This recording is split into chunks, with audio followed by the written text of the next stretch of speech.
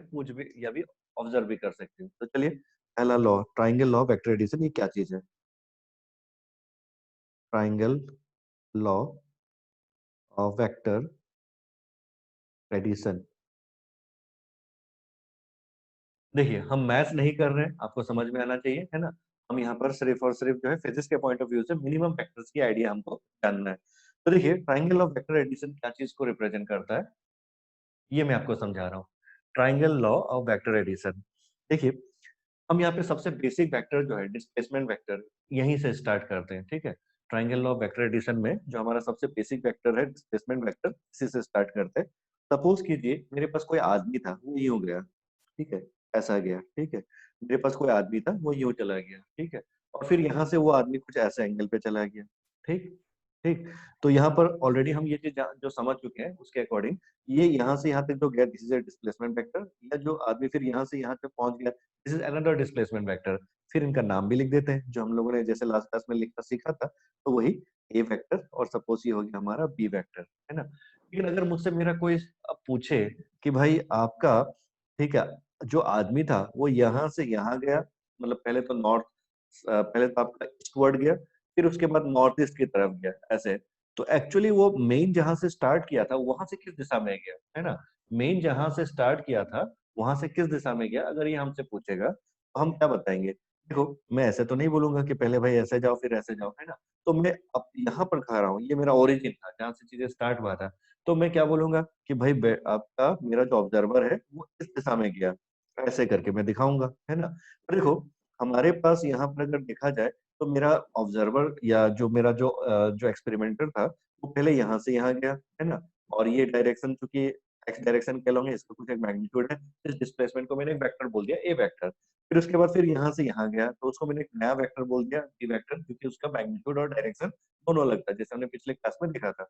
तो यहाँ, तो एक्चुअली फिर आदमी मेरा यहाँ से कौन से डायरेक्शन में गया, है ना। हम बोल सकते हैं कि भाई यहाँ से वो इस डायरेक्शन में गया, ऐसे, है ना। तो ये भी तो एक नया वेक्टर बन गया अगर देखा जाए तो, है ना। तो let's say this is our C vector, ठीक, ये हो गया। अच्छा, एग्जैक्टली यही सिचुएशन हम और एक एंगल के लिए रिप्रेजेंट करते, चलो, ये केस वन हो गया। दूसरे केस में फिर से मेरा आदमी ऐसा गया, देखो, है ना। ये फिर से तुम्हारा ए वेक्टर, ठीक है। लेकिन फिर अब वो यहाँ से वो आपके पास 90 डिग्री गया, परपेंडिकुलर गया, ऐसा सीधा ऊपर गया, ठीक है। And suppose this is your B vector, ऐसा सीधा ऊपर चला गया। एंड फाइनली फिर यहाँ से, है ना, फाइनली फिर अगर मुझे यहाँ से पूछा जाए कि मेरा जो मेरा एक्सपेरिमेंटर था वो कौन से डायरेक्शन में गया, हम फिर बोलेंगे भाई वो इस डायरेक्शन में गया है, ऐसा, है ना। तो ये तो एक राइट एंगल ट्रायंगल वेक्टर हो गया जो आप देख पा रहे होगे, है ना। जो भी है, बट यहाँ पर भी अगर देखेंगे तो पहला मेरा ऑब्जर्व ये एक्सपेरिमेंटर कुछ यहाँ से यहाँ गया, फिर यहाँ से यहाँ गया। अगर यहाँ से ओरिजिन से पूछा जाए कि कौन से डायरेक्शन में गया, तो हम बोलेंगे इस डायरेक्शन में गया। So this is again new vector, so this is our C vector, है ना। सिमिलर वे में, जैसे ये दो केस आपने देख लिया, थर्ड केस आप देखिए, है ना। थर्ड केस में मान लीजिए मेरा जो एक्सपेरिमेंटर था वो ऐसा गया, फिर से ए वेक्टर, है ना, ये गया। लेकिन अब वो क्या किया, थोड़ा सा ज्यादा ही एंगल चेंज कर लिया। जैसे देख लो यहाँ पे एंगल क्या था, चेंज हुआ था, एक एक्यूट एंगल चेंज हुआ था, है ना। ये थीटा जो था एक्यूट एंगल, यहाँ थीटा जो था वो 90 डिग्री, है ना, दिख रहा है यहाँ पे थीटा जो है ये 90 डिग्री, यहाँ थीटा जो है ये लेस देन 90 डिग्री, है ना, यहाँ लेस देन 90 डिग्री। यहाँ जो डायरेक्शन चेंज किया था वो 90 डिग्री। अब मान लो वो ऑब्ट्यूस एंगल से डायरेक्शन चेंज कर गया, ऐसे, ठीक है। And suppose this is your B vector. तो ये डायरेक्शन ए का इस डायरेक्शन में था, या बोल दीजिए आदमी पहले यहाँ से यहाँ जा रहा था, है ना, और उसका जाने का डायरेक्शन इधर था। लेकिन फिर वो अचानक डायरेक्शन चेंज किया और चेंज करके कुछ इधर चला गया। So this is a new displacement and this is, you can say, A new vector, है ना। तो ये हो गया बी वेक्टर। और ये एंगल जो था ये ऑब्ट्यूस एंगल है। Now this time theta is greater than 90 degree, ये हो गया।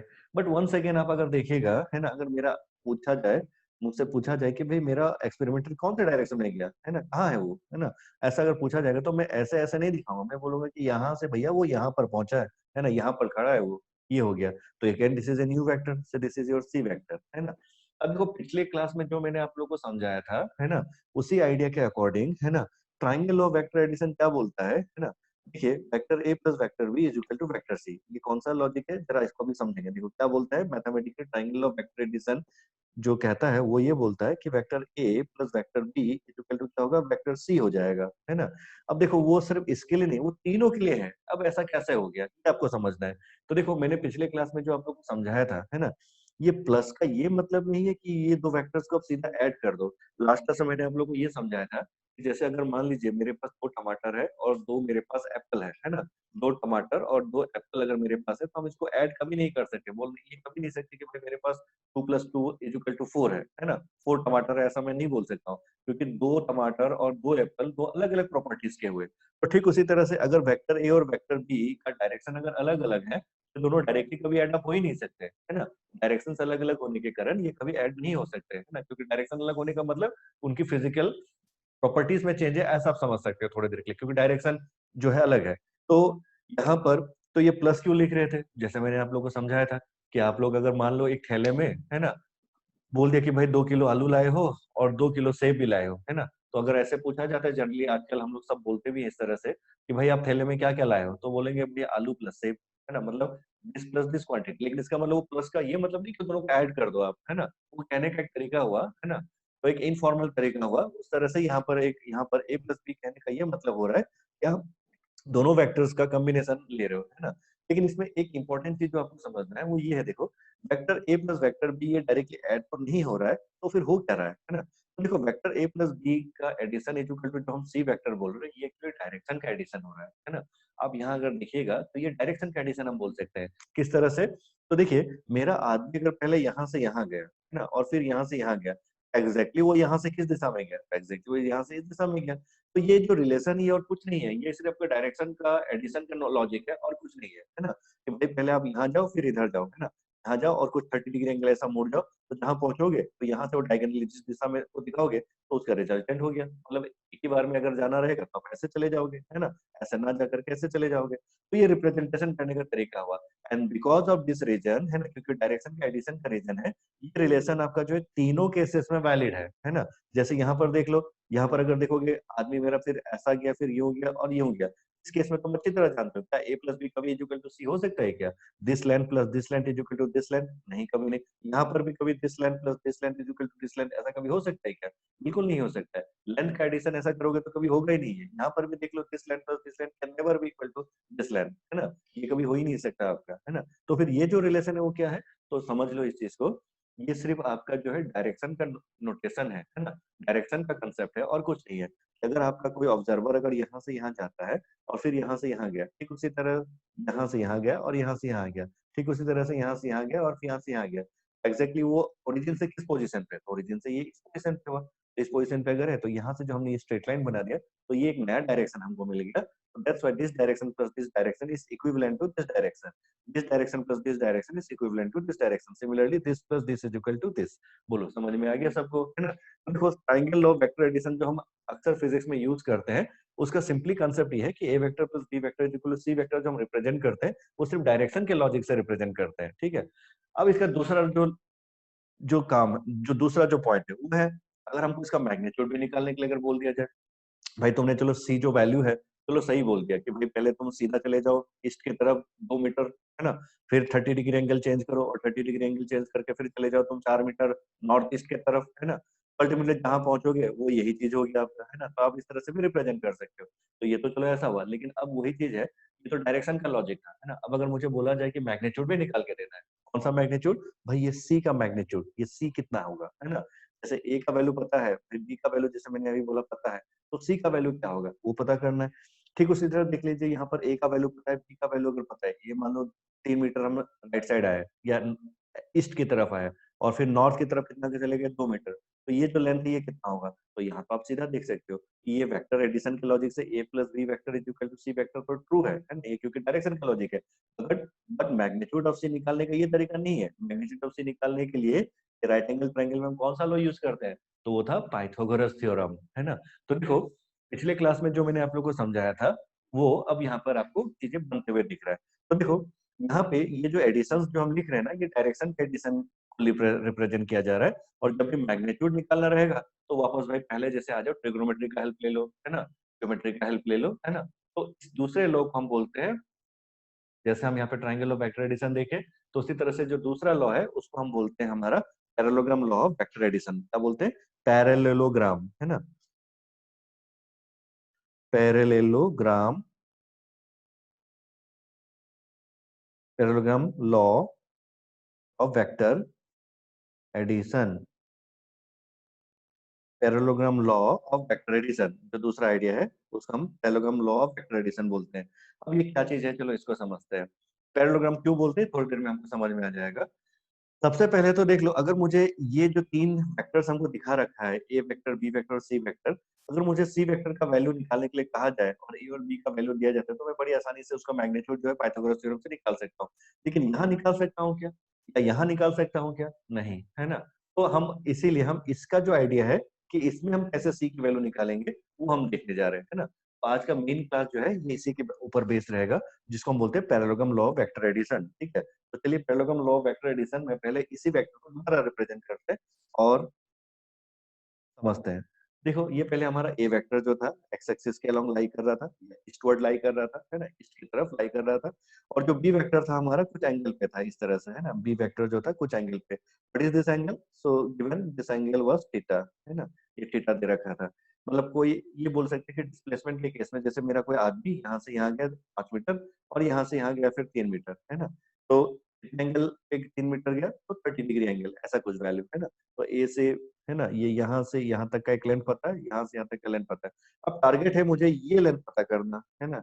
ये जो लेंथ था सी, इसका लेंथ क्या होगा ये पता करना है। और ये एंगल फाई कितना है ये पता करना है मुझे, है ना। अभी तो मेरा चीजें बनेगा भाई, यहाँ से अगर मैं बोलूंगा कि ओरिजिन से भाई इस डायरेक्शन में जाओ, ये डायरेक्शन में ऐसे उंगली से दिखाता रहूंगा तो नहीं चलेगा कि ये डायरेक्शन क्या है। तो ये डायरेक्शन का मुझे क्या क्या चाहिए, मैग्नीट्यूड भी चाहिए, है ना। इस डायरेक्शन का मुझे क्या चाहिए, मैग्नीट्यूड चाहिए, एज वेल एज इस डायरेक्शन का मुझे क्या चाहिए, इस डायरेक्शन का मुझे मैग्नीट्यूड, मतलब इस वेक्टर का क्या चाहिए, मैग्नीट्यूड चाहिए, एज वेल एज एंगल ये जो फाई है ये भी चाहिए। ये दोनों की क्वांटिटी मुझे निकालना है ना। इसको हम कैसे निकालेंगे, तो देखो पिछले क्लास में जो मैंने आप लोगों को समझाया था, है ना, क्या ये ए वेक्टर डायरेक्टली बी वेक्टर के साथ एड अप होगा, बिल्कुल नहीं होगा, है ना। कोई मतलब चांस ही नहीं है ना, क्योंकि ए का डायरेक्शन जो है अलग है, बी का डायरेक्शन अलग है, तो दोनों के प्रॉपर्टीज अलग है, आप ऐसा बोल सकते हो, है ना। ये दोनों तो कभी एड अप हो ही नहीं सकता। तो इन दोनों का हम एड अप अगर करें तो किस तरह से किया जा सकता है, ये हमको मेनली जो है सी का वैल्यू अगर निकालना है तो हम क्या क्या यूज कर सकते हैं। तो देखो पिछले क्लास में जो मैंने आप लोगों को समझाया था कि बी वेक्टर, अगर देखो पिछले क्लास में मैंने आप लोगों को ये चीज समझाया था, चीजें थोड़ा थोड़ा कंटिन्यूएशन वहीं से चल रहा है ना। देखिए अगर ये कोई बी वेक्टर था इस तरह से, तो बी वेक्टर का कंपोनेंट ये क्या था, बी कॉस थीटा, और ये कंपोनेंट जो था क्या था, बी साइन थीटा। कंपोनेंट बोलते हैं इनको, कंपोनेंट मतलब बी का पार्ट एक्स के अलोंग, बी का पार्ट वाई के अलोंग, है ना। और बी कॉस थीटा हमने कैसे लिखा था, है ना। तो देखिए बी कॉस थीटा हमने ऐसे लिखा था, जब हमने कॉस थीटा रिप्रेजेंट किया था इस राइट एंगल ट्रायंगल में, ये पी, है ना, ये जो वेक्टर था इन सबका नाम दे दिया था मैंने इस तरह से, पी क्यू आर रिप्रेजेंट कर दिया था। तो cos theta is base upon hypotenuse, cos theta is base, base क्या था, P R upon hypotenuse P Q, ये P R upon P Q, ये रिलेशन था हमारा cos थीटा का, है ना। तो cos थीटा इज अगर P R upon P Q था, तो पी आर की वैल्यू, बेस की value will be P Q cos theta, और पी क्यू क्या चीज था, वो बी था, बी cos थीटा। फिर मैंने आप लोगों को कहा था कि याद रखने का सबसे सरल तरीका क्या था, कि जिस डायरेक्शन में थीटा रहता है ना, उस डायरेक्शन में cos को रिप्रेजेंट कर देना। तो यहाँ पर ये बी है, तो इस डायरेक्शन में थीटा था, तो this will be B cos theta. और वर्टिकल डायरेक्शन जो है ये क्या हो जाएगा, बी साइन थीटा। बोलो क्लियर है सबको, है ना। तो ये आइडिया हम लोगों ने जो था समझ रखा था पहले, तो वही चीज यहाँ पर आप अप्लाई कर देते हैं। देखो अगर वही चीज हम यहाँ पे अप्लाई कर देते हैं तो हमको ये मिल जा रहा है। Parallelogram law of vector addition में हम यही चीज को ऑब्जर्व कर रहे हैं। देखो अगर हमारे पास ये ए वेक्टर है ना, क्यों ना बी वेक्टर से एक मैंने परपेंडिकुलर ड्रॉप कर देता हूँ, फिगर यहाँ पर उसका कैलकुलेशन वाला फिगर दूसरा बना रहा हूँ। क्या क्या मैंने देखा, है ना, ये एंगल थीटा था, ये हमारा ए वेक्टर था, ये हमारा बी वेक्टर था, है ना। अब बताओ तो, अगर ये ए वेक्टर है ये तो ठीक है, अगर ये बी वेक्टर है तो बी का इस दिशा में, है ना, इस एक्स डायरेक्शन के अलावा जो कंपोनेंट होगा उसको क्या लिखोगे, अभी जैसे थोड़ी देर पहले दिखाया था, जिधर थीटा रहता है उसके उधर क्या लिखोगे, बी कॉस थीटा, है ना। तो ये जो लेंथ हो गया ये हो गया हमारा बी कॉस थीटा, और ये वर्टिकल हाइट क्या हो जाएगा, तो ये हो जाएगा हमारा बी साइन थीटा, है ना। बोलिए ये चीज होगा इस तरह से, जो लास्ट क्लास में हमने देखा था। देखो अगर यहाँ से यहाँ तक का लेंथ अगर ए है ना, और यहाँ से यहाँ तक का लेंथ अब हम क्या बोल सकते हैं, ये बी cos थीटा हो जाएगा, है ना। और ये जो वर्टिकल लेंथ है वो क्या हो जाएगा, बी sin थीटा हो जाएगा, है ना। अब मुझे एक चीज बताइए, ये पूरा लेंथ फिर कितना हुआ, फिगर में दिख रहा है, यहाँ से यहाँ तक का पूरा लेंथ, ये पूरा लेंथ तो भैया यहाँ से यहाँ तक ए वेक्टर अगर है, तो ए वेक्टर का मैग्नीट्यूड तो ए ही हुआ, वो तो लेंथ जो है वो दिख ही रहा है। तो यहाँ से यहाँ तक ए और फिर यहाँ से यहाँ तक कितना बी कॉस थीटा। फिर उस तरह से ये वर्टिकल हाइट देखिए, ये वर्टिकल हाइट क्या चीज है आपका बी साइन थीटा है ना। तो वर्टिकल हाइट अगर बी साइन थीटा है तो क्या हमारा ये पूरा एक बड़ा सा राइट एंगल ट्रायंगल नहीं बन गया। जरा देखो ये पूरा एक बड़ा सा राइट एंगल ट्रायंगल अगर बन जाता है तो इस राइट एंगल ट्रायंगल में ये जो वैल्यू सी जिसको हमको निकालना था है ना, जिसका मैग्नीट्यूड मुझे निकालना था, वो तो मैं अपना पाइथागोरस थ्योरम से अब निकाल सकता हूँ। इसमें हमारा परपेंडिकुलर वाला जो वैल्यू है वो हो जाएगा बी साइन थीटा, बेस वाला जो वैल्यू है वो हो जाएगा A plus B cos theta. Idea समझ में क्लियर है, सब क्लियर आया है सबको। तो ये एंगल फिर उसके बाद जो फाई है वो हम टेन थीटा के रिलेशन से निकाल सकते हैं कि भाई टेन थीटा क्या होगा, तो टेन थीटा देखो परपेंडिकुलर अपॉन बेस। बोलिए समझ में आया है ना। तो देखिए ये लॉजिक रहता है ना, सॉल्व करने के लिए, सॉल्व करने का है ना, सी की वैल्यू को सॉल्व करने का ये लॉजिक रहता है। तो चले फिर सॉल्व करें इसको है ना। अगर किसी को कंफ्यूजन है तो पूछ लो एक बार है ना। नीचे वाले फिगर आप देखिएगा तो आपका ये पूरा बड़ा सा जो राइट एंगल ट्रायंगल दिख रहा है उसमें यहाँ से लेके यहाँ तक आपका बेस हो जाएगा और ये पोर्शन हो जाएगा आपका परपेंडिकुलर। तो सी की वैल्यू हो जाएगी अंडर रूट ऑफ परपेंडिकुलर का स्क्वायर और बेस का स्क्वायर। कौन सा थ्योरम है ये, पाइथागोरस थ्योरम ना है ये है ना। C square is equal to है ना, C square is equal to A plus B cos theta का whole square plus B sine theta का होल स्क्वायर। तो सी की वैल्यू कितनी आ जाएगी under root of A plus B cos theta का whole square plus B sine theta का whole square. तो देखो वही चीज मैंने लिखा है यहाँ पर है ना। What is the value of C, तो सी की value will be under root of A plus B cos theta का whole square plus B sine theta का होल स्क्वायर। यहाँ तक तो सब क्लियर है ना। अब आगे देख लीजिए ठीक है। अगर अब मैं इस इक्वेशन को अब सिंप्लीफाई करता हूँ तो मुझे क्या मिलता है। Now C is equal to under root of A का स्क्वायर, ये तो हमारा A plus B whole square का फॉर्मूला है। अब देखो ट्रिगोनोमेट्री यूज कर रहा था, ज्योमेट्री यूज कर रहा था, अब आगे यहाँ पर आपका अलजेब्रा है ना। तो A plus B whole square का फॉर्मूला है, तो A plus B whole square का फॉर्मूला अगर है इसको सॉल्व करेंगे तो क्या आएगा, A square plus B square cos square theta plus twice A B cos theta plus हमारा B square sine square theta. ये आ जाएगा हमारा है ना। तो देख लीजिए हमारा ए स्क्वायर है ना, ये टर्म ए स्क्वायर, ये टर्म ओपन, तो b square cos square theta, फिर इनका होल स्क्वायर वाले फॉर्म में twice A B cos theta, ये आ जाएगा टू ए है ना, और ये बी, फिर उसके बाद लास्ट टर्म तो बी साइन थीटा था तो b square sine square theta ये हुआ। लेकिन यहाँ से देख लो ये बी कॉस थीटा है ना, मतलब b square cos square theta और ये b square sine square theta से बी स्क्वायर कॉमन ले सकता हूँ। कॉमन ले लेते हैं, चलो कॉमन ले लिया। C will be under root of A square को वैसे रहने दो ठीक है, बी स्क्वायर और बी स्क्वायर कॉमन ले लेते हैं। तो बी स्क्वायर दोनों से अगर कॉमन ले लेंगे अंदर क्या बचेगा, cos square theta plus sign square theta. ये बी स्क्वायर कॉमन ले लिया है ना, तो कॉस स्क्वायर थीटा और इसका साइन स्क्वायर थीटा, ये बाहर ये कॉमन बी स्क्वायर बाहर आने के बाद ये रह गया। और फिर आपका फिर plus two times of a B cos theta, ये आ गया रिलेशन है ना। ये आया।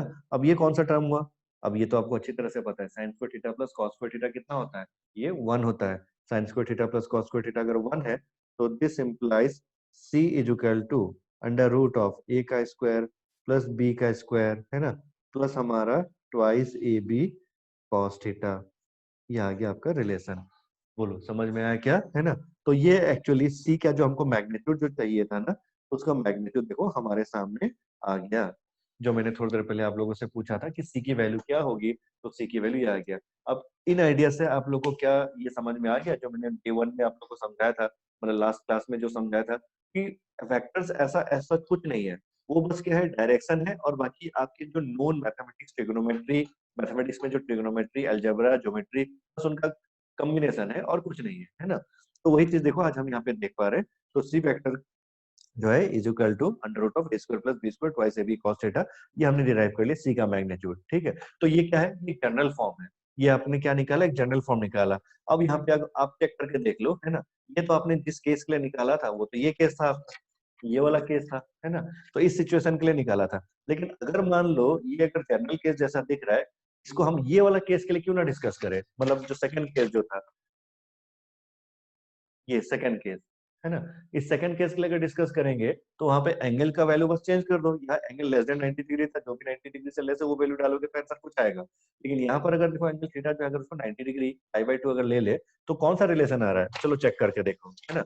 इस सेकंड केस वाले पे है ना, अगर हम ये रिलेशन को यूज करते हैं, तो हम अपना यहाँ पे थीटा की वैल्यू को क्या लिख सकते हैं, थीटा की वैल्यू को हम 90 डिग्री लिख सकते हैं, और थीटा की वैल्यू अगर 90 डिग्री लिख दो तो ये टर्म तो पूरा जीरो हो गया, क्योंकि cos 90 का वैल्यू कितना होता है, जीरो होता है। तो cos 90 का वैल्यू अगर जीरो होता है तो ये पूरा टर्म कितना हो गया, जीरो हो गया। कौन सा रिलेशन आ गया, c is equal to under root of A square plus B square. इसको हम क्या बोलते हैं, पाइथागोरस थ्योरम, है ना। तो देखो लिख देता हूँ, for theta is equal to 90 degree, है ना, यानी कि 90 डिग्री को पाई बाय 2। अच्छा एक चीज और, फिजिक्स में आगे से आप लोग कभी भी जो एंगल का मेजरमेंट है ना, वो 30 डिग्री 45 डिग्री ऐसा नहीं लिखेंगे, ठीक है। आप हमेशा उसको रेडियन फॉर्म में लिखेंगे। ये जो पाई बाय 2 पाई ये सब रिप्रेजेंट करने का जो तरीका है ना, इसको रेडियन फॉर्म बोला जाता है। तो ये रेडियन मेजरमेंट पे ही हमेशा हम फिजिक्स में लेते हैं, कभी डिग्री पे नहीं लेते हैं, ठीक है। तो लिख देते हैं कभी कभी 30 डिग्री, बट ऐसे वो नहीं रहता है, वो हमेशा रेडियन मेजर रहता है। तो देखो theta is equal to pi by 2 मतलब 90 डिग्री अगर हो गया, है ना, तो आपका दोनों वेक्टर्स किस तरह से आएंगे, तो फिगर देख लो। ए वेक्टर ऐसा था, है ना, बी वेक्टर जो एक्यूट एंगल बना रहा था वो सीधा हो जाएगा ऐसा, है ना। और यहाँ पे जो एंगल था ये थीटा, ये 90 डिग्री हो गया था। अब की बार देखो सी की वैल्यू वैसे भी आपको पता है कि वो तो भाई सी की जो मैग्नीट्यूड आएगी under root of A square plus B square होना चाहिए। तो देखो यहाँ पर भी जनरल रिलेशन अगर है तो इसमें भी थीटा का वैल्यू, यहाँ थीटा का वैल्यू जो था वो पुट कर दो, तो आया क्या, यहाँ पर सी की value under root of A square plus B square, जो मैं अभी समझा रहा था। क्योंकि अगर थीटा 90 डिग्री कर दोगे तो cos 90 will become zero, and cos 90 अगर जीरो होता है तो ट्वाइस ए भी जीरो हो गया, तो C becomes under root of A square plus B square. तो दैट्स व्हाई ये जो रूल है हमारा, ये हमारा जनरल रूल कहलाया जाता है जब हम वेक्टर्स का मैग्नीट्यूड निकालते हैं, है ना। दो वेक्टर्स के एडिशन का मैग्नीट्यूड निकालते हैं। अब देखो ये मैग्नीट्यूड निकालने का तरीका हुआ, है ना, और डायरेक्शन निकालने का तरीका ये हो गया, A plus B vector is equal to C vector, ठीक है। तो दोनों आइडियाज को हम यूज करके एक्चुअली फिजिक्स बनाते हैं, ठीक है, दोनों आइडियाज को, ठीक है। एक से काम नहीं चलेगा, क्योंकि अगर हमको डायरेक्शन का लॉजिक क्लियर है तो साथ ही साथ हमको मैग्नीट्यूड भी पता होना चाहिए कि मैग्नीट्यूड क्या है भाई उसका, ठीक। अच्छा ये तो हो गया एक पॉइंट, है ना। अब दूसरा पॉइंट क्या था, एंगल, है ना। भाई मैग्नीट्यूड तुमने निकाल दिया, ठीक है, ये जो मैग्नीट्यूड है सी का ये तो निकाल दिया, बट ये एंगल फाई क्या होगा, अब वो जरा सोचो तो क्या हो सकता है, दिख रहे हो। तो देखो जैसे अगर पाइथागोरस थ्योरम लगा सकते हैं इस राइट एंगल ट्रायंगल में, क्योंकि बड़ा वाला राइट एंगल ट्रायंगल है, उसी तरह से यहाँ पे ट्रिग्नोमेट्री दोबारा फिर से लगा सकते हैं। अगर हम tan फाइव बोलते हैं, tan फाइव, तो tan फाइव क्या हो जाएगा जरा देखो, तो tan phi will be perpendicular upon base, और परपेंडिकुलर का वैल्यू कितना, यहाँ से यहाँ तक b sin थीटा, और बेस की वैल्यू कितना, पूरा यहाँ से यहाँ तक कितना, a plus B cos theta. आया समझ में। तो वही चीज है यहाँ पर। चलो नेक्स्ट पॉइंट यहाँ पे नोट डाउन करो, है ना। तो यहाँ पर नेक्स्ट पॉइंट जो है वो ये था, here tan phi is equal to perpendicular, perpendicular का वैल्यू क्या था, b sin थीटा, और बेस की पूरी value a plus B cos theta. तो फिर फाई की वैल्यू हम क्या लिखेंगे, तो हेंस फाई की वैल्यू आगे देख लो, है ना। तो हेंस फाई की value will become tan inverse of, ऐसा लिखते हैं, b sin theta divided by a plus B cos theta. बोलो क्लियर है ना। तो ये सारे रूल्स, है ना, मैं एक साथ पूरा रूल बनाकर बता करके आप लोग को कंफ्यूज नहीं करूंगा, थोड़ा थोड़ा रूल बता करके उनकी फिजिक्स में एप्लीकेशन देखते हुए जाएंगे, ठीक है। तो देखो जैसे ये दो रूल आप लोगों ने समझा, है ना। देखो फर्स्ट आइडिया क्या था, फर्स्ट आइडिया हम लोगों ने स्लाइड में देखो तो ये वेक्टर्स का आइडिया हम लोगों ने क्लियर किया था। तो ये आज मैं आप लोग को मेटल के फॉर्म में आप लोग को, है ना, अपलोड कर दूंगा ग्रुप में, आज या कल तक कर दूंगा। तो ये था जिसमें मैंने ये सब चीजें समझाया। अच्छा इसके बाद फिर मैंने आप लोग को ये बताया कि भाई हमारा जो था ट्राइंगल ऑफ वेक्टर एडिशन क्या होता है, वो डायरेक्शन का एडिशन होता है ना, और कुछ नहीं, सिंपल दिमाग में रखना, डायरेक्शन का एडिशन होता है। तो ये तीनों केस के लिए ये रिलेशन जो है वैलिड है, ठीक है, क्योंकि ओनली डायरेक्शन का एडिशन है। लेकिन अगर मैग्नीट्यूड निकालने जाएगा, ये रूल में कहीं नहीं बैठेगा फिट, है ना, कोई आइडिया फिट नहीं बैठेगा। तो मैग्नीट्यूड के लिए क्या था, तो मैग्नीट्यूड के लिए हम यूजुअल ज्योमेट्री देखेंगे, और क्या देखेंगे, तो हम यहाँ पर हमेशा पाइथागोरस थ्योरम को ही देखते हैं। तो पाइथागोरस थ्योरम में हमने क्या देखा था, तो पाइथागोरस थ्योरम में अभी भी हमने ये देखा कि कभी भी दो वेक्टर्स अगर ए एंड बी कुछ एंगल थीटा पे अगर इंक्लाइंड रहते हैं तो हम उनको इस तरह से रिप्रेजेंट कर सकते हैं, सॉल्व करके under root of A square plus B square plus twice A B cos theta, ठीक है। इस तरह से अपन रिप्रेजेंट कर सकते थे। बोलो क्लियर हुआ। अब पॉइंट आता है इसको हम पैरेललोग्राम क्यों बोलते हैं, है ना। तो देखो पैरेललोग्राम क्यों बोलते हैं, इसका आइडिया मैं यहाँ पर रफ साइड में दिखा रहा हूँ। देखो अगर हम यहाँ पे मैथमेटिकल पॉइंट से देखें, है ना, तो जैसे हमारे पास ये ए वेक्टर था, ये अगर हमारा ए वेक्टर था, ठीक है, और दूसरा बी वेक्टर ऐसा था, है ना, ये ए वेक्टर था और ये हमारा बी वेक्टर था। कितना एंगल में था ये थीटा एंगल पे था, है ना। और इन दोनों का ए और बी का रिजल्टेंट हम बोलते हैं, है ना, रिजल्टेंट जो था ये था हमारा सी वेक्टर, ठीक है। लेकिन देखो, अगर हम यहाँ पे एक पैरेललोग्राम बनाते हैं, मान लो मेरा आदमी पहले यहाँ से यहाँ जा करके फिर यहाँ से यहाँ नहीं पहुंचा ऐसे, वो मान लो यहाँ से यहाँ पहले गया, ऐसे गया पहले, मतलब पहले वो ये डायरेक्शन गया जो कि बी के बराबर था और जिसका एंगल एक्चुअली थीटा ही था, है ना। मतलब बी वेक्टर और ये वेक्टर भी पैरेलल है ना। तो ऐसे केस में ये तुम्हारा क्या हो जाएगा,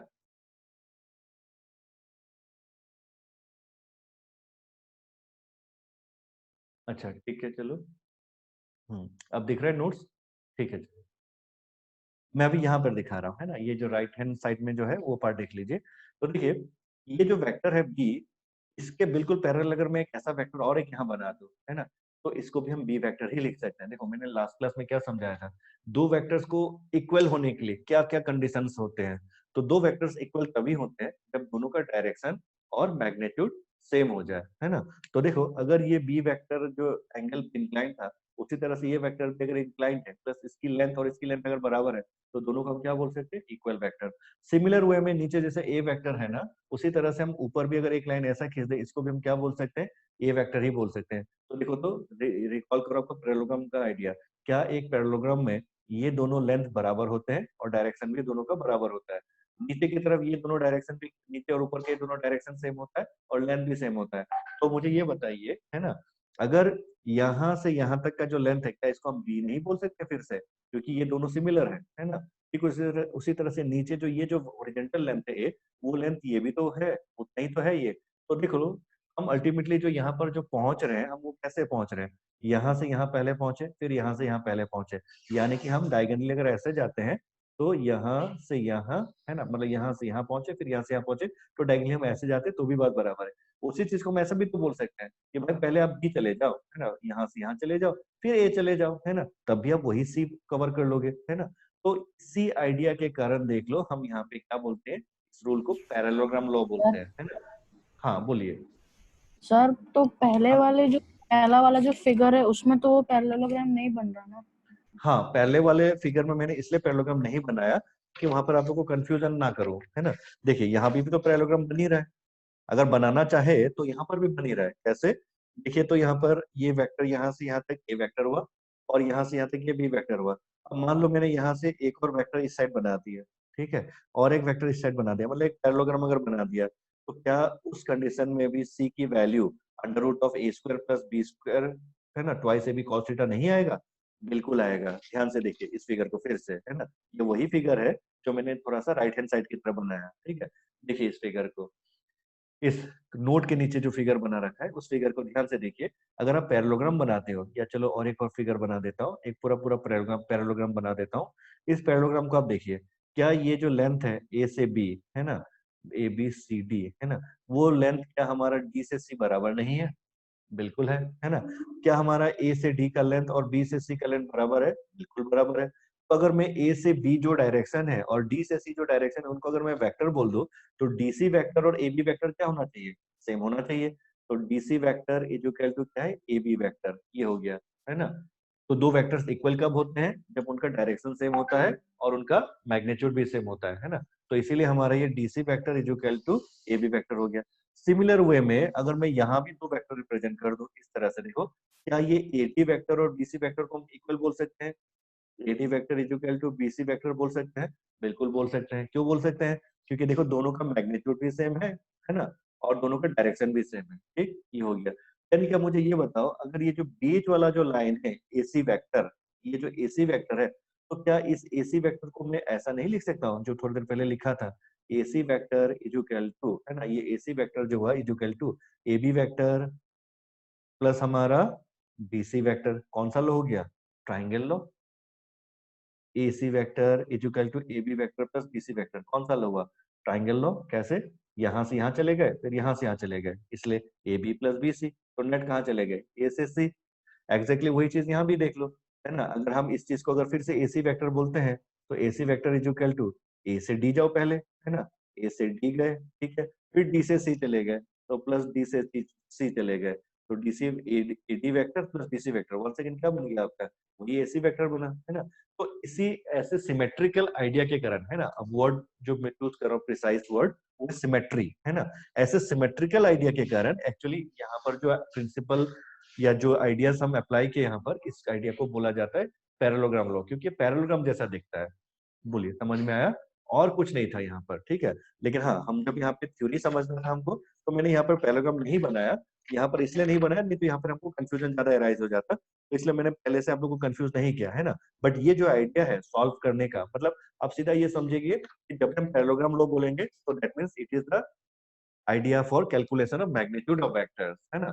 चलो इसको एग्जांपल्स में अभी समझते हैं, आप लोग को क्लियर हो जाएगा। तो चलिए समझते हैं। इसको समझने के लिए हम लोग जो है ना फोर्स वेक्टर का कंसेप्ट पे अप्लाई करेंगे, ठीक है। फोर्स जो वेक्टर है उसका, या चलो नहीं, डिस्प्लेसमेंट आप लोग सीख रहे हैं तो डिस्प्लेसमेंट को ही करते हैं, ज्यादा अच्छा रहेगा, है ना। चलो डिस्प्लेसमेंट वेक्टर को ही समझते हैं। चलो, आप लोग गूगल मैप देखना जानते हो? गूगल मैप, है ना। गूगल मैप खोल के देखना, है ना। गूगल मैप खोल के देखोगे और कहाँ देखोगे, भिलाई से रायपुर का डिस्टेंस, है ना। भिलाई से रायपुर का, है ना, डिस्टेंस देखना कैसा जाता है, पहले यू टाइप का घूम के जाता है। और अगर आप फ्लाइट से चले गए भिलाई से रायपुर सीधा, है ना, तो कैसे जाओगे, एकदम एक तुम्हारा स्ट्रेट लाइन बना करके जाओगे। तो कुछ वेक्टर टाइप का दिखता है वहां पर, है ना। एनीवे, टाइप का डिस्टेंस जो मेजर होता है, वो चीज हम एक क्वेश्चन के फॉर्म में देखना चाह रहे हैं। सपोज कीजिए, है ना, एग्जांपल देखना, हमारे पास एक एक्सपेरिमेंटर या आदमी था, वो पहले यूं गया, ठीक है, नॉर्थ के तरफ गया, कितना गया, सपोज कर लो 100 मीटर गया। कहाँ से, ओरिजिन, है ना, यानी कि जहां से स्टार्ट किया था उस पॉइंट को हम ओरिजिन बोलेंगे। ओरिजिन से कितना गया ऊपर, 100 मीटर गया, ठीक है। अच्छा, फिर उसके बाद उसने क्या किया आपका, है ना, उसने आपका जो है राइट टर्न लिया, ये राइट टर्न ले लिया, कितना लिया, 50 मीटर राइट टर्न लिया, ठीक है, 50 मीटर राइट टर्न लिया। चलो ऐसा चले गए, 50 मीटर सीधा राइट टर्न, फिगर में दिख रहा है, ठीक है। उसके बाद थोड़ा सा वो नीचे पहुंच गया, है ना, नीचे पहुंच गया यहाँ पर, ठीक है। और कहाँ पर है वो, सपोज कर लो वो नीचे और 50 मीटर आ गया, यहाँ से यहाँ तक और 50 मीटर नीचे आ गया, ठीक। तो आपको फाइनली ये बताना है, जहां पर ये फाइनली आकर के रुका, है ना, say this point is O A B and this point is suppose C, ठीक है। देखो मेरा आदमी कैसे कैसे मूव किया, आपको फिगर में साफ दिख रहा है। पहले वो नॉर्थ की तरफ गया, है ना, कितना गया, 100 मीटर गया, है ना। फिर उसके बाद 50 मीटर किधर गया, राइट साइड गया, है ना, उसको हम ए बी वेक्टर बोल सकते हैं। और फिर उसके बाद फाइनली वो कहाँ गया, नीचे की तरफ, साउथ की तरफ आया, और कितना आया, बीसी, क्योंकि 50 मीटर ही है ना, ऐसा।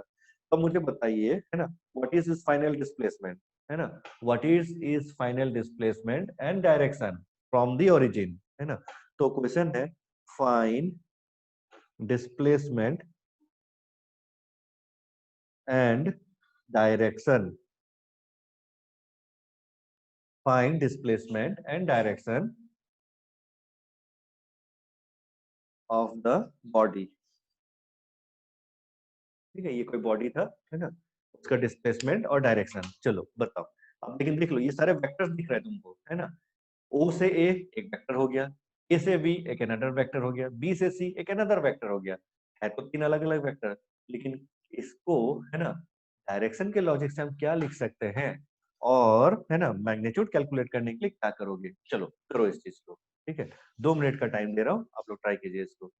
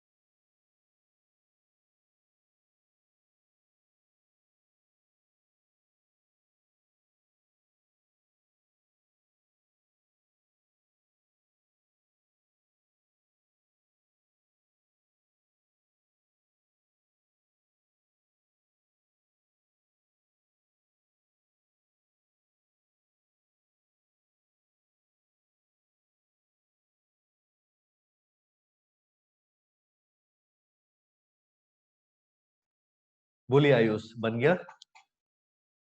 आयुष, अंजलि, मेघा, प्रियंका बना।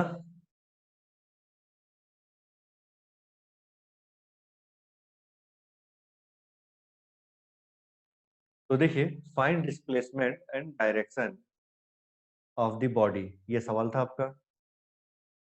सर डायरेक्शन निकाल रहा हूँ। चलो बढ़िया, निकाल लीजिए। ठीक है, मैं 2 मिनट और वेट कर लेता हूँ फिर। अगर निकाल चुके हो अच्छी बात है।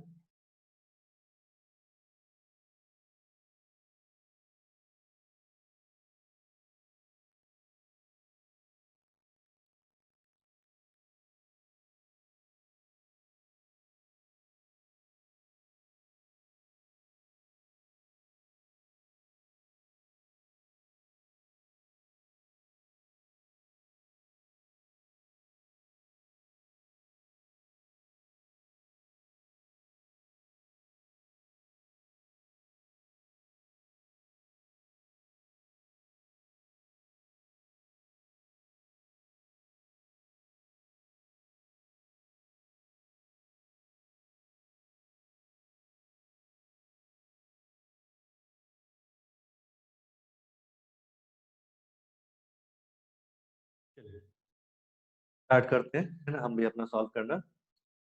देखिए, अगर इसमें पहले हम लोग जो वेक्टर के कंसेप्ट से देखें ना, अगर हम डायरेक्शन का जो लॉजिक है उसको अगर देखें, ट्राइंगल ऑफ वेक्टर एडिशन को अगर रिप्रेजेंट करें तो हम कैसे कर सकते हैं।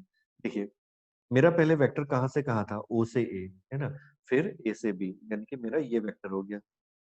ठीक है, ट्राइंगल ऑफ वेक्टर एडिशन के लिए हम ऐसा लिख सकते हैं, पहले मेरा ओ ए वेक्टर, है ना, O A vector, then A B vector plus A B vector, है ना। तो ओ ए गए, फिर उसके बाद ओ ए से ए बी गए, ये हो गया, है ना। तो this becomes a new vector which is O B vector. ये होता है लिखने का तरीका ट्राइंगल लो। ठीक है, मैंने हालांकि पूछा नहीं था आप लोगों को, मैं दिखा रहा हूँ। ठीक है, किसी ने नहीं लिखा है तो कोई जरूरी नहीं है। ठीक है, मैं तो सिर्फ मैग्नीट्यूड एंड डायरेक्शन पूछा था।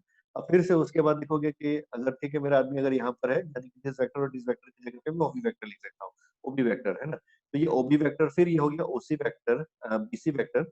तो दिस बिकम्स ओसी वेक्टर, ये हो गया हमारा, है ना। तो फिर फाइनली ओबी वेक्टर, क्योंकि ट्राइंगल लॉ के अकॉर्डिंग लिखना है, तो this vector plus this vector मिलकर तो ओबी वेक्टर हो ही गया, तो अब उसको छोड़ दो, है ना। Say this is equation 1। अब यहाँ से देख लो, अब यहाँ से अगर देखोगे तो ओ से बी हम जा चुके हैं, ऐसा मान लो। तो ओ से बी गए और फिर बी से सी आए, तो ओ बी वेक्टर प्लस हमारा ओ बी सी वेक्टर, है ना, सॉरी ये ओ बी है और ये बी सी है, प्लस हमारा बी सी वेक्टर, ये मिलके क्या हो जाएगा, ओ सी वेक्टर, है ना, जो हमको चाहिए था, O C vector. But O B vector is O A vector plus A B vector. तो यहाँ पर फाइनली हम ऐसा लिख सकते हैं, O A vector plus A B vector, है ना, ओ बी वेक्टर की जगह पे प्लस हमारा B C vector is equal to O C vector, ये है। ठीक है, so this is our second step. तो देखो, इस आइडिया को समझना पहले। देखो, क्योंकि हमारे पास ना वेक्टर्स में क्या रहता है, ट्राइंगल लॉ ही रहता है ना। फिर हमारा क्वाड्रिलेटरल लॉ नहीं रहता है, ट्राइंगल लॉ रहता है। तो इसी कारण से हम इसमें जो ट्राइंगल के लॉजिक से हम इसको ऐसे रिप्रेजेंट करेंगे कि भाई पहले यहाँ से यहाँ गया, है ना, ऐसे गया, तो ये एक नया ट्राइंगल हो गया। और इस ट्राइंगल में ये ओबी की वैल्यू हो जाएगी ओ ए प्लस ए बी, है ना। और फिर उसके बाद अगर ये ओबी है, ये एक नया ट्राइंगल हो गया, ओबी और बीसी मिलाकर के एक नया ट्राइंगल हो गया। तो अगर कोई यहाँ से यहाँ गया तो फिर यहाँ से यहाँ आया, तो फिर नेट कहाँ गया, यहाँ से ओसी।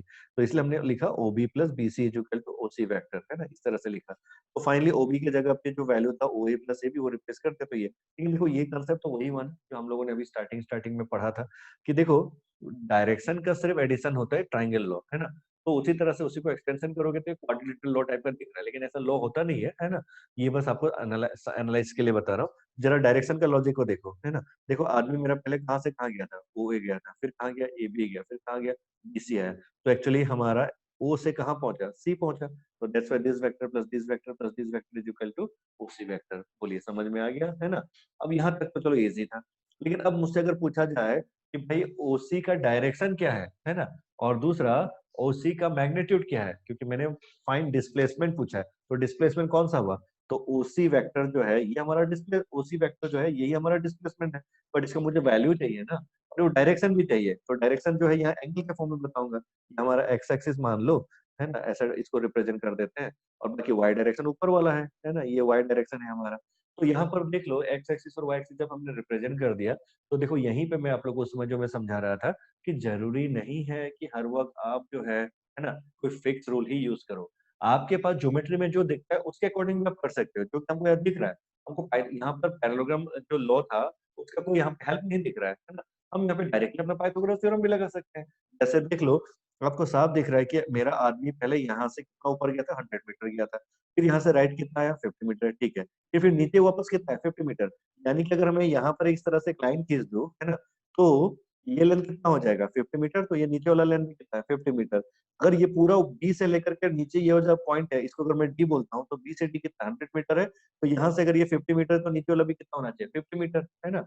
तो देखो, इस तरह से हम चीजों को ना ऑब्जर्व करते हैं ज्योमेट्री के हेल्प से, है ना। तो देखो, जो मैंने कहा था, ज्योमेट्री ही आपको यूज करना है और कुछ नहीं, सिर्फ और सिर्फ ज्योमेट्री। तो देखो, ज्योमेट्री की हेल्प अगर आप लेते हो, तो आपको यहाँ पे क्या दिख रहा है, हमको क्योंकि ओसी की वैल्यू चाहिए, तो ओसी की वैल्यू को तो हम डायरेक्टली ऐसे ही लिख सकते हैं, है ना। ओसी वेक्टर का मैग्नीट्यूड, है ना, इक्वल टू क्या हो जाएगा, ओडी प्लस डीसी का वैल्यू, क्योंकि आप मैग्नीट्यूड बोल रहे हो, है ना। तो इसलिए आप यहाँ पे जो है ओडी और डीसी डायरेक्टली ले सकते हो। तो ओडी स्क्वायर, इसको वेक्टर नहीं लिख रहा इसलिए क्योंकि वेक्टर्स ये सब थे, ओ ए बी बी सी, ये सब वेक्टर्स थे हमारे, है ना। अब ये बस एक लेंथ है, तो ओडी लेंथ का स्क्वायर प्लस हमारा डीसी लेंथ का स्क्वायर, और उसका फिर अंडर रूट कर दो। पाइथागोरस थ्योरम लगा दिया हमने ओसी का मैग्नीट्यूड निकालने के लिए। आई होप यही की हो गया आप लोग। तो देखो, ओडी की वैल्यू क्या थी, तो ओडी की वैल्यू थी 50, है ना। ओ डीसी की वैल्यू क्या है, तो डीसी की वैल्यू भी 50 है, क्योंकि ये 100 था पूरा, तो ये 50 हट गया, तो 50। तो दिस विल बी 50 का स्क्वायर प्लस 50 का स्क्वायर, उसका अंडर रूट, एंड हेंस ओसी का मैग्नीट्यूड कितना आ जाएगा, 50 का स्क्वायर, 50 का स्क्वायर, 50 स्क्वायर कॉमन ले लो, तो 2 आ जाएगा, यानी कि 50 स्क्वायर रूट से बाहर आ जाएगा, तो 50√2 मीटर। और सॉल्व करने की जरूरत नहीं, √2 की वैल्यू ऐसे 1.414 है। आप चाहे तो मल्टीप्लाई करोगे तो अप्रोक्सीमेटली 70 के आसपास कुछ आएगा, है ना। फिलहाल जरूरत नहीं है, 50√2 रहने दो। अब लास्ट पॉइंट क्या आता है, डायरेक्शन भी पूछा है हमारा, है ना। तो कौन सा डायरेक्शन है, तो डायरेक्शन हमेशा नीचे से ले लो, है ना। या यहाँ से भी ले सकते हो, वर्टिकल डायरेक्शन के रेस्पेक्ट में भी ले सकते हो, हॉरिजॉन्टल डायरेक्शन के रेस्पेक्ट में भी ले सकते हो, कहीं से भी लिया जा सकता है। तो दिस एंगल इज थीटा, है ना। तो देखो, ये एंगल जो थीटा है, ये थीटा निकालने के लिए आपको कोई नया रूल की जरूरत नहीं है। इसमें आप ऑलरेडी पहले से आपको पता है कि भाई ये थीटा तो हमारा यूजुअल ज्योमेट्री से ही निकल जाएगा, भले हम वेक्टर सॉल्व कर रहे हैं, बट यूजुअल ज्योमेट्री से निकल जाएगा। What is tan theta, so tan theta is equal to perpendicular upon base. Perpendicular क्या है हमारा, CD, है ना। बेस कितना है हमारा, OD, है ना। बट दोनों का लेंथ क्या था, बराबर था, 50/50, तो कट के कितना हो गया, 1, है ना। यानी कि tan theta is equal to 1 है, तो tan theta is equal to 1 है, तो देयरफॉर थीटा कितना होना चाहिए, 45 डिग्री। और वो चीज आप लॉजिकली भी जानते हो, फिगर चाहे कैसा भी बना लो, है ना, रेक्टेंगल शेप टाइप का भले दिख रहा है, but this angle is 45 degree, तभी तुम्हारा ये तो 50 और ये 50 होगा, है ना। बोलिए, समझ में आया चीजें, है ना। तो देखिए, इस तरह की चीजें जो है ना, एक्चुअली आपको वेक्टर अलजेब्रा में या मतलब फिजिक्स में आपको मिलता है, तो बहुत ही आसान है, पहले बता देता हूँ, है ना। तो वेक्टर एडिशन, वेक्टर सब्सट्रैक्शन, ये सारी चीजें जो है बहुत ही आसान है, बहुत इजी है। तो चलिए, तो जो मैंने आप लोगों को कहा था वो प्रूफ कर दिया कि vector is nothing, it is simply combination of direction from physics and mathematical ideas of algebra, geometry, है ना, ये मेंसुरेशन, ये सारी चीजें। एक दूसरा क्वेश्चन देखो, अब हम लोग देख रहे हैं थोड़ा नेक्स्ट लेवल पे जा रहे हैं। ये तो डिस्प्लेसमेंट के कंसेप्ट देख लिए, है ना। बट आपको पता है कि फोर्स भी तो एक वेक्टर क्वांटिटी होता है कि नहीं होता है ना। फोर्स भी आपका एक वेक्टर क्वांटिटी होता है। तो फोर्स अगर आपका एक वेक्टर क्वांटिटी होता है, तो फोर्स से रिलेटेड एक क्वेश्चन अभी हम लोग सॉल्व करने जा रहे हैं, ठीक है। देखो, अभी हम न्यूटन्स लॉ वगैरह, फोर्स वगैरह, ये सब चीजें अभी हम पढ़े भी नहीं है ना। पर स्टिल आपको जो मैंने अभी कंसेप्ट सिखाया, उस कंसेप्ट से आप फोर्स का एनालिसिस भी कर सकते हो। चलो फिर करते हैं, है ना। जब हम पढ़ेंगे तो वहां पे और ज्यादा अच्छे से डिस्कस हो जाएगा तुम्हारा, है ना। अभी फिलहाल बेसिक फोर्स का आइडिया जो है इसको क्लियर करते हैं। अच्छा, मैं थोड़ा सा आप लोगों से बात करना चाह रहा था। मुझे आप लोग के ग्रुप के बारे में कोई आइडिया नहीं है। आयुष, मेघा, आप लोग कंटिन्यूअसली स्टार्टिंग से हो, आप लोग कौन कौन से ग्रुप से हो। आयुष, आपका ग्रुप, जिसका जिसका जो जो ग्रुप है, मेरा ग्रुप का आप लोग मुझे मैसेज में लिख देंगे। जैसे नीट जी विजन ग्रुप 1, ग्रुप 2, ग्रुप 3 ऐसा लिखा हुआ है ना, सर, है ना। सर मेरा ग्रुप सेकंड है। अच्छा, ग्रुप सेकंड है। मेघा आपका, मेघा, हाँ, अच्छा, ग्रुप 1 है आपका। अंजलि और प्रियंका, आप लोग भी मेंशन कर दीजिए कौन सा ग्रुप है आपका।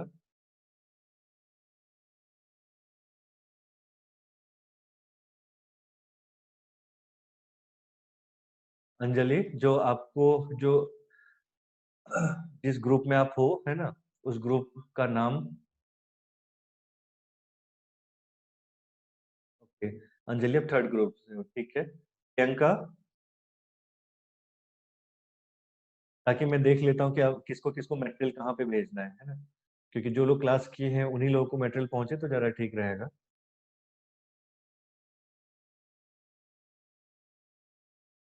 प्रियंका पटेल, आप किस ग्रुप से हो? सर मैंने रजिस्टर नहीं किया है। नहीं नहीं, रजिस्टर करने की बात नहीं पूछ रहा हूँ, बस ग्रुप पूछ रहा हूँ। जैसे आपको ये लिंक जो जाता है तो किस ग्रुप में आपको जाता है लिंक?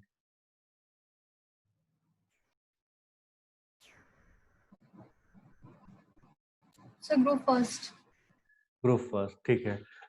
तो रजिस्ट्रेशन ठीक है, ये दूसरी इशू है, वो सर लोग सर उसका ख्याल रखते हैं। मेरा काम है पढ़ाना, है ना। तो मैं यहाँ पे सिर्फ पढ़ाने का काम करता हूँ, तो आप लोग सीखिए, है ना। तो ग्रुप फर्स्ट से आप 2 लोग हो, और ठीक है, मतलब हर एक ग्रुप से ही कोई हो, ठीक है, चलिए। तो चलिए दूसरा क्वेश्चन देखते हैं।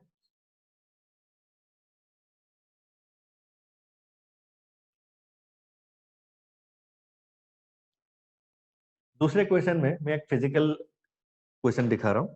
सपोज कीजिए आपके पास एक ब्लॉक या कोई बॉडी है ना। बॉडी मतलब कोई बॉल वगैरह कुछ भी ऐसा इमेजिन कर लीजिए। कोई बॉल वगैरह कुछ है, मान लीजिए इस तरह से, ठीक है। और उस बॉल को इनिशियली सपोज किया जाए, एक फोर्स हमने इस तरफ लगाया, और ये फोर्स जो है इसको बोल दिया F1, और ये लगा दिया कितना, 10 न्यूटन का, ठीक। और एक दूसरा फोर्स लगा दिया मैंने इस डायरेक्शन में, ऊपर की तरफ, और बोल दिया ये फोर्स जो है वो F2 है, और ये भी कितना, 10 न्यूटन ही है ना। क्या हम F1 इक्वल टू F2 बोले, है ना। देखिए, क्या हम F1 इक्वल टू F2 बोल सकते हैं? बिल्कुल नहीं बोल सकते हैं। दोनों 10 न्यूटन है जरूर, but F1 vector is not equal to F2 vector. F1 vector is not equal to F2 vector, है ना। बट F1 का magnitude is equal to F2 का मैग्नीट्यूड, है ना। मैग्नीट्यूड दोनों का सेम है, but F1 vector and F2 vector जो है वो सेम नहीं है। क्यों नहीं है? क्योंकि दोनों का डायरेक्शन अलग अलग है, एक एक्स डायरेक्शन की तरफ है, एक वाई डायरेक्शन की तरफ है ना। तो ऐसे चीजों में ही एक्चुअली जब हमको नेट फोर्स का कैलकुलेशन वगैरह करना रहता है ना, तभी हमको जो है ना ये सब आइडिया की जरूरत पड़ती है। तो सवाल इसमें आपका ये है, देख लीजिए, एक बॉल को, है ना, अगर आप 2 लोग मिलकर के, है ना, साइमल्टेनियसली दो इस तरह से फोर्स लगाते हैं। एक चीज को आप ऐसा भी समझ सकते हैं, मान लीजिए आपके पास कोई टेबल है, और उस टेबल को आप 2 डायरेक्शन में ऐसा धक्का लगा रहे हैं, आप भी लगा रहे हो, आपके दोस्त भी लगा रहा है, आप लगा रहे हो इस डायरेक्शन में टेबल पे फोर्स, और आपका दोस्त लगा रहा है नॉर्थ डायरेक्शन में फोर्स, है ना, जैसे फिगर में दिखा रखा है। तो टेबल क्या आप आपके ईस्टवर्ड जाएगा, है ना, कि नॉर्थवर्ड जाएगा? तो बिल्कुल नहीं, है ना। ना तो वो ईस्ट की तरफ जाएगा, ना ही वो नॉर्थ की तरफ जाएगा। वो जाएगा कुछ बीचों बीच से, है ना। क्योंकि बीचों बीच से जो जाएगा, तो बीचों बीच से वो फोर्स का मैग्नीट्यूड होगा कितना, और दूसरा कितने एंगल पे जाएगा, है ना। यही हमारा एक्चुअली वेक्टर का लॉजिक है अंडरस्टैंडिंग करने का, जो अभी तक हम सीखे थे कि भाई फैक्टर्स क्या है, कैसे सॉल्व करते हैं, तो इन सारी चीजों में उसको अप्लाई करेंगे अभी। तो देखिए, इसी चीज को हम बोलेंगे यहाँ पर नेट फोर्स, है ना। अब बताओ, हम लोग फोर्स अभी पढ़े नहीं है, जरूरत भी नहीं है ना। अब मुझे सिंपली बताइए, क्या ये नेट फोर्स आपको निकालना आएगा, है ना। और अगर आएगा, है ना, तो जरा एक बार कोशिश करके देख लीजिए किस तरह से ये कैलकुलेट होगा, जरा एक बार कोशिश करके देख लीजिए। 2 मिनट का टाइम दे रहा हूँ फिर से, चलिए।